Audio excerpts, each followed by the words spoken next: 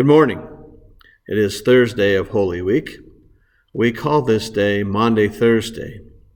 The word Maundy means mandate.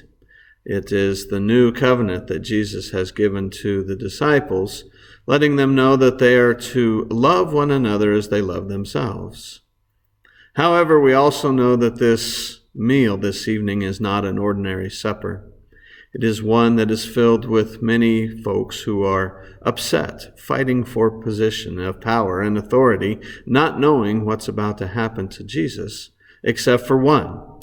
And that one is going to do what has been ordained. So we pick up the story that evening. It's chapter 13 in the Gospel of John, verses 1 through 17. Now before the festival of the Passover, Jesus knew that his hour had come to depart from this world and go to the Father. Having loved his own who were in the world, he loved them to the end.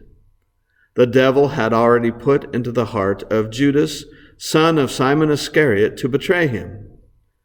And during supper, Jesus, knowing that the Father had given all things into his hands, and that he had come from God and was going to God, got up from the table, took off his outer robe, and tied a towel around himself.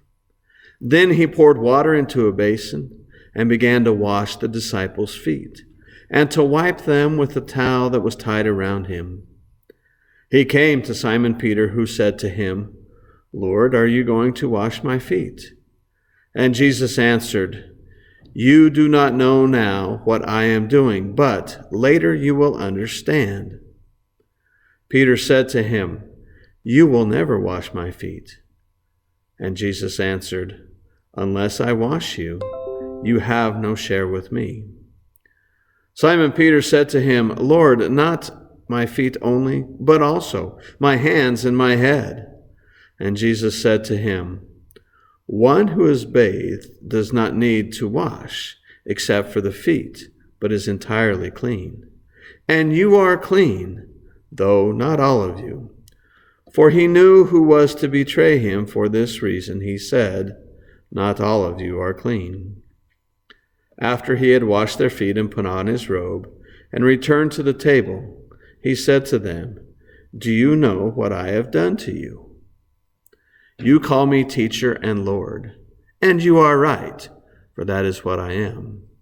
So if I, your Lord and teacher, have washed your feet, you also ought to wash one another's feet. For I have set you an example that you also should do as I have done to you. Very truly I tell you, servants are not greater than their master, nor are messengers greater than the one who sent them. If you know these things, you are blessed if you do them."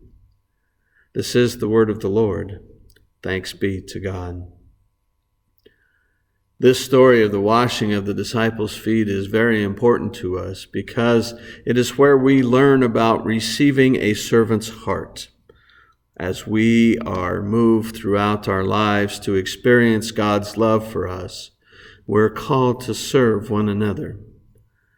Jesus, the Lord, the teacher, the master, lowered himself to physically wash the feet of his disciples.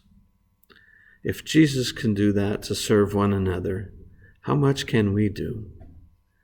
I find it very interesting as we are at this moment about ready to experience the events that will occur tomorrow on Good Friday, that to the very end, Jesus serves those who are with him. Friends, I pray that you may do the same. I pray that you are called to serve one another. For it is in service that our hearts are filled and that the love of God is shared. We will celebrate our Maundy Thursday service tonight at 5:30 at Rankin and 7 o'clock at UPC. We hope to see you there. And one last little side note, just because it's opening day. I'm wearing my Rocky shirt. Let's go Rockies. Have a great day.